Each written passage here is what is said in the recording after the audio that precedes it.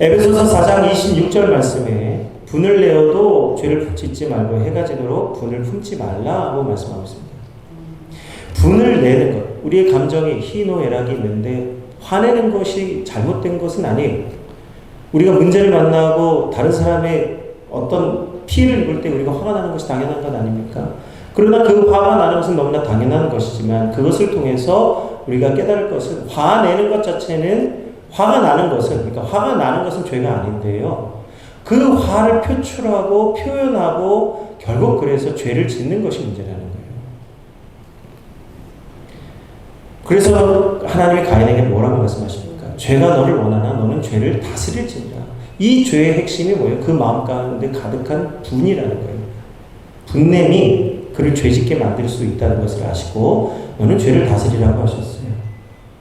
그래서 에베소서 4장 26절의 말씀에도 분을 내어도 죄를 짓지 말고 해가 지도록 분을 품지 말라는 거예요. 우리가 하나님 앞에서 거룩한 성도의 삶을 살기 위해서 우리 마음 가운데 올라오는 이러한 모든 악한 마음들을 우리가 올라올 때에 잘 분별해서 그것들을 다 흘려보낼 줄 알아야 되는 거예요. 아멘.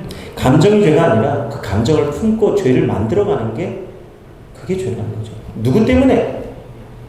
누가 나를 힘들게 했기 때문에 화내는 게 당연하지 아니하냐. 그러니까 내가 그를 힘들게 하는 것도 당연한 건 아니냐. 그래서 우리는 우리를 힘들게 하는 사람들을 향해서 원수 같잖아요. 그게 죄라는 거예요. 우리가 힘들고 괴로운 것, 우리 마음에 일어나는 그것을 그 사람에게 전가함으로써, 이게 이제 전가란 말 좀 어려운 말이지만 그 사람에게 원수가 하는 거죠. 똑같이 보복하는 거죠. 그렇게 함으로써 우리의 마음이 시원하게 한들 그것은 죄가 된다는 것을 오늘 하나님이 말씀하고 있는 겁니다. 이제 예배를 실패하고 동생을 죽이고 이제 갈 때까지 간 가인이죠. 예배를 실패했더니 그의 인생이 나락으로 떨어지는데 한도 끝도 없이 떨어지는 거예요. 이제 가인이 할 수 있는 최선이 뭡니까? 이제 가인이 할 수 있는 최선은 뭐냐면 하나님 앞에 더 이상 있을 수가 없는 거예요. 그래서 하나님을 떠나 멀리 떠나는 겁니다. 가인의 직업이 뭐였어요? 농사를 통해서 땅의 소산을 얻어서 그것을 먹고 마시는 사람이었습니다. 그것을 또 하나님께 그래서 드렸던 가인이죠. 그런데 이제 그가 동생을 죽이고 하나님의 말씀에도 불구하고 하나님 말씀도 거절하고 동생도 죽이고 이제 그랬던 가인이 더 이상 농부로 살 수가 없는 거예요. 그는 자신의 죄를 지었기 때문에 죄값을 받게 됩니다. 죄는요, 우리 예수님께서 우리 죄를 사해 주셨지만 우리의 죄는요 그냥 없어지는 게 아니라 죄값이 반드시 있어요. 우리의 죄값을 예수님이 친히 담당해 주셔서 속량, 그 피 흘림을 통해서 예수님이 다 담당해 주셨죠. 아멘. 그래서 우리는 죄사함을 받았습니다. 원래 우리가 받아야 될 죄값이 뭐죠? 사망이에요. 죽을 수밖에 없는 게 우리의 죄값이에요. 무엇 때문에요? 원죄. 하나님의 말씀을 거역하고 하나님을 싫어하고 미워함 받으며 하나님을 떠나려고 하는 우리, 그래서 하나님을 떠나는 우리는 죽을 수밖에 없는 존재가 되는데 예수님이 속량과 피 흘림으로 말미암아 우리에게 있는 죽음을 용서해 주시고 우리를 구원하여 주셨어요. 아멘. 예수님이 하신 일이 뭡니까? 하나님과 우리 사이에 막혀있던 담을, 그 걸림돌을 제거해 주신 거예요. 예수님이 우리의 죄를 사해 주신 것은 그 걸림돌을 없애 주신 거예요.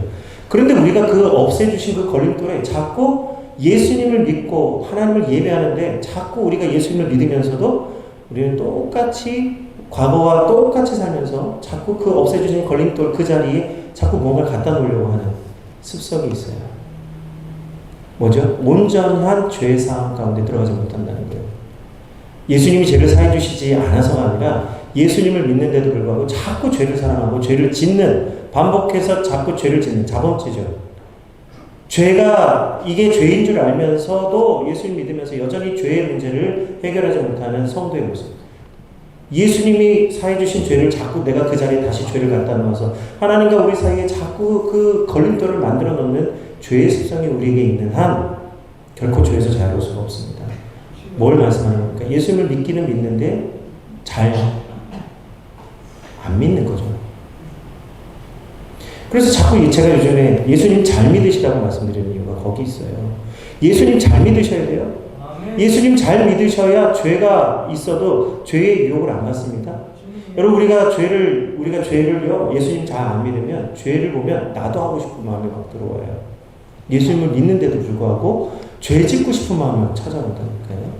그런데 예수님의 은혜 안에 있고 성령 충만함을 받잖아요. 죄를 짓는 걸 보면서 죄의 유혹을 안 받아요. 너무 놀랍게도 죄가 관심이 없어요. 오히려 긍휼히 여기고 불쌍히 여기게 돼요. 그런데 예수님을 잘 안 믿으면 어떻게 되는지 아십니까? 우리가 구원을 받았는데도 예수님을 잘 안 믿으면 예수님을 믿는다고 하면서도 죄의 유혹을 받고 죄를 짓고 싶은 마음이 찾아와요. 무엇이죠? 예수님을 잘 안 믿는 것 때문에 그런 거예요. 가인처럼 예배는 드리는데 예배 안에 있는 본질이 없으니까 예배는 드리는데 예배의 결과가 없는 거예요. 그래서 가인이 결국은 땅에 저주를 받고 이제 땅을 피하며 유리하는 자, 방황하는 사람이 됩니다. 아니, 농부인데요. 농사를 져야 되는데 땅을 무서워하고 땅을 피하면서 사는 사람이 되었어요. 뭐죠? 죄의 값을 치르게 되는 겁니다. 그런데 가인은요, 자신이 저지른 죄보다 자신이 받는 죄의 벌이 더 무겁다고 하나님한테 원망해요. 자신이 그 죄의 값을 받아야 되는데, 우리가 이 죄는 반드시 죄의 값이 있다는 사실을 알아야, 죄가 무엇인지 알아야 우리가 하나님의 긍휼을 구하게 되어 있습니다. 그래야 우리가 죄를 사랑하지 않게 돼 있어요.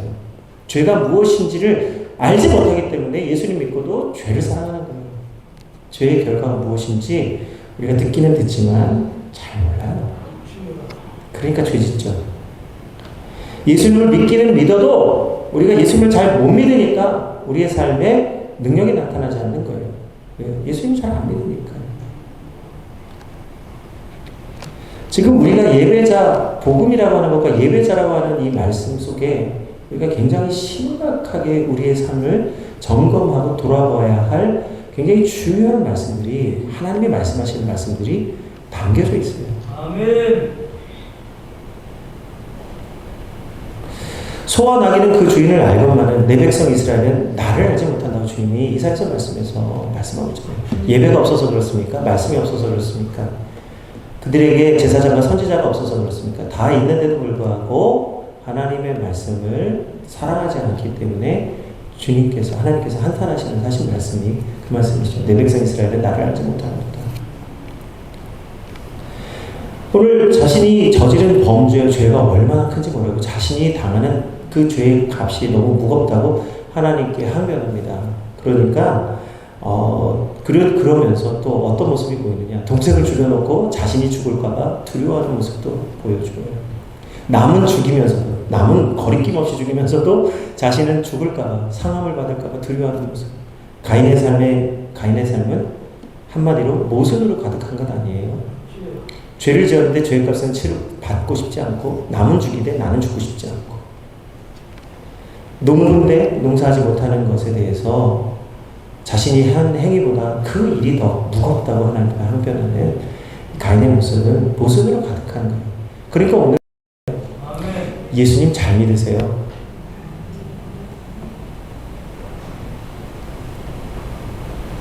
가인으로 인해 끊어졌던 아벨의 제사가 에노스 때에 다시 회복이 되었습니다. 가인으로 인해서 완전히 하나님 앞에 온전한 예배가 끊어질 뻔했어요. 그런데 그 자리를 셋이, 그리고 그 셋이 낳은 아들 에노스를 통해서 다시 온전한 예배가 회복이 되었습니다. 그들은 홀로 있을 때나 함께 있을 때나 언제든지 여호와 이름에 합당한 사람이 되고자 했습니다. 오늘 이 에노스의 때는요, 하나님께서 모세를 세우셔서 제사장을 나라 하나님의 백성이 되기 전에, 언약이 있기 전에 있었던 예배 공동체였지만 그들은 전심으로 주의를 의지하고 참된 예배를, 하나님께 예배를 드렸던 예배 공동체였습니다. 주의를 의지하는, 의지하는 것이 무엇인지 오늘 시편 9편 10절에 말씀하고 있습니다. 여호와여 주 이름을 아는 자는, 여호와여 주 이름을 아는 자는 주를 의지하오리니 이는 주를 찾는 자들을 버리지 아니하십니다. 아멘. 주의 이름을 아는 자는 주님을 의지한다는 거예요. 우리는 예수님의 이름은 알지만 오늘 이 말씀을 통해서 스스로에게 질문하셔야 됩니다. 내가 정말로 예수님의 이름은 아는데 정말로 주의 이름을 온전히 의지하고 있냐.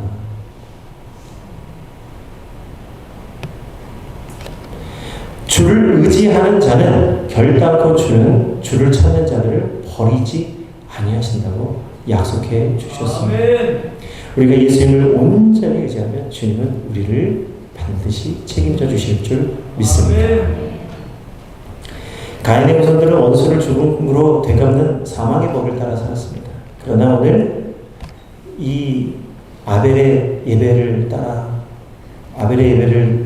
회복했던 에노스 공동체는 하나님의 법을 따라 살았고, 그들은 그래서 내가 먹는 날에는 정령 죽으리라 하나님 그렇게 말씀하셨지만 죽지 않고 다 구원을 받았습니다.